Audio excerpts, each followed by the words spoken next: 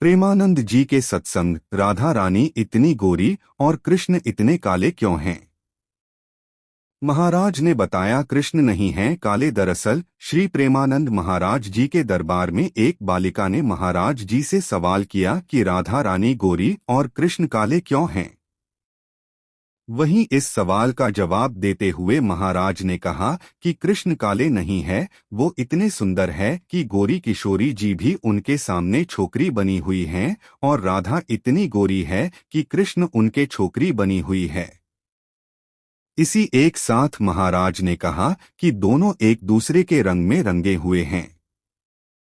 वहीं महाराज जी ने ये भी कहा कि नाम जप करो और पता चला जाएगा कि श्याम कितने सुंदर हैं। महाराज ने बताया, उन्हें हुए श्री कृष्ण के दर्शन। स्वामी प्रेमानंद जी महाराज ने बताया कि सुबह 5 बजे समय था जब वो सुबह परिक्रमा कर रहे थे, तब उन्हें एक बालक दिखा जो कमर में हाथ रखे खड़ा था।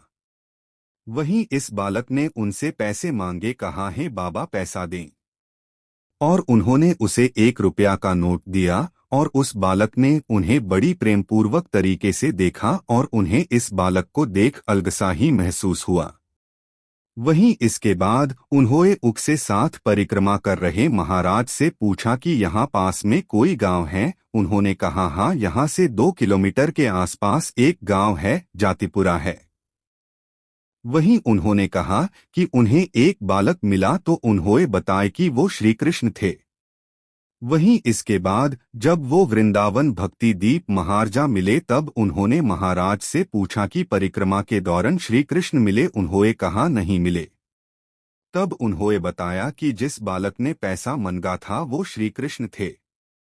वो बड़े चालिया है, वो कब किसी भी रूप में दिख सकते हैं। वो आपके साथ खेल रहे होगे, आपको पता नहीं चलेगा। वो साथ चल रहे हैं, आपको नहीं पता चलेगा। भगवान को सब पता है, वो हमें देखते हैं, हमारे साथ रहते हैं और हमारे साथ खेलते भी हैं। हर कोई श्री कृष्ण की सच्ची कहानी जानना चाहता है। फिर भी जब कृष्ण को टेलीविजन पर चित्रित किया जाता है, तब उनकी त्वचा गोरे रंग की और आंखें हल्के रंग की दिखाई जाती हैं, और हमें इससे कोई आपत्ति नहीं होती। विडंबना यह है कि कृष्ण शब्द का अर्थ है काले रंग का व्यक्ति। कृष्ण को घनश्याम कहा जाता है, यानी वे जो वर्षा के बादलों जितने काले हैं। कृष्ण को गोरा दिखाकर और देखकर कोई परेशान नहीं होता। कोई भी FIR दर्ज नहीं करता, इसके विरोध में जुलूस नहीं निकालता। लेकिन यदि कोई तांत्रिक परंपराओं के बारे में बात करना शुरू करता है जहां से कृष्ण भक्ति का उदय हुआ, तो लोग परेशान हो जाते हैं। संभोग और उससे जुड़ी बातों की चर्चा लोगों को परेशान करती है। लेकिन हमें याद रखना होगा कि तांत्रिक काल में इन्हीं बातों के माध्यम से विचारों का संचार हुआ करता था।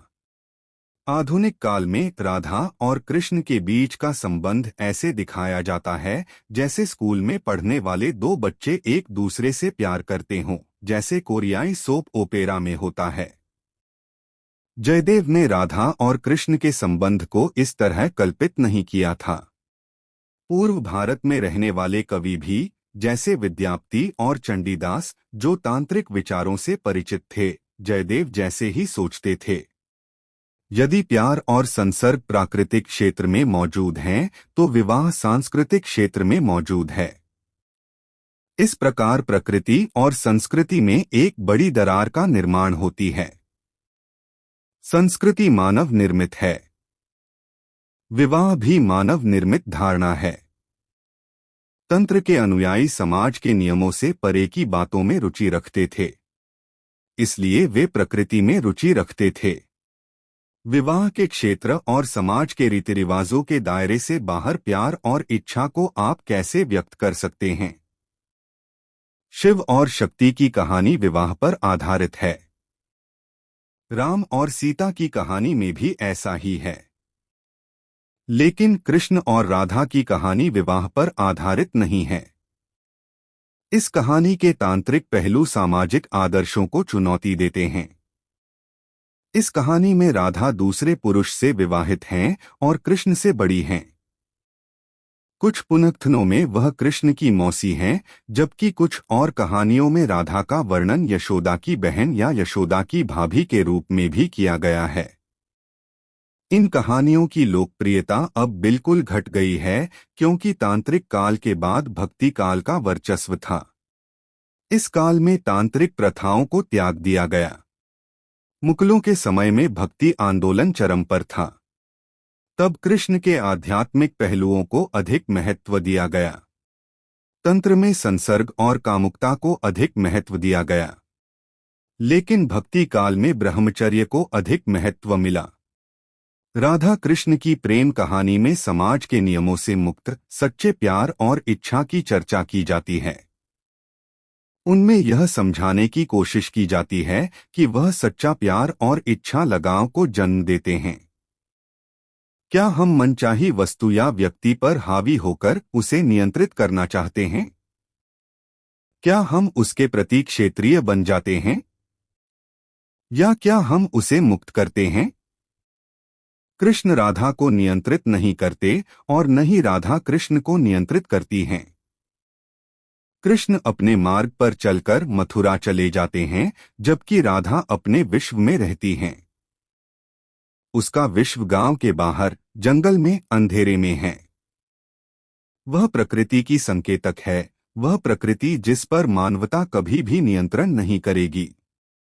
अगर मैं उस वक्त यहाँ होता जब द्रौपदी का अपमान किया जा रहा था और आपकी मर्यादा उस अधर्म और अधर्मियों को रोकने में आपको असमर्थ बना चुकी थी, तो मैं ऐसी किसी भी मर्यादा को तोड़ देता और तत्क्षण उनको मौत के घाट उतार देता। इसलिए उनको मर्यादा पुरुषोत्तम न कहकर लीला पुरुषोत्तम कहा गया है। उनकी लीलाएं रहस्यवादी होती थी, जिनको समझना आम मनुष्य के बस के बाहर होती थी। और जब वो समझ के बाहर ही थी, तो इस बात का निर्णय कैसे होता कि उन्होंने जो किया वो मर्यादा के अंदर था या बाहर? उस काल के खलनायकों की चतुराई का जवाब जिस सटीकता से कृष्ण लीलाओं ने दिया था, वहां मर्यादा पुरुषोत्तम शायद उतना बेहतर न कर पाते।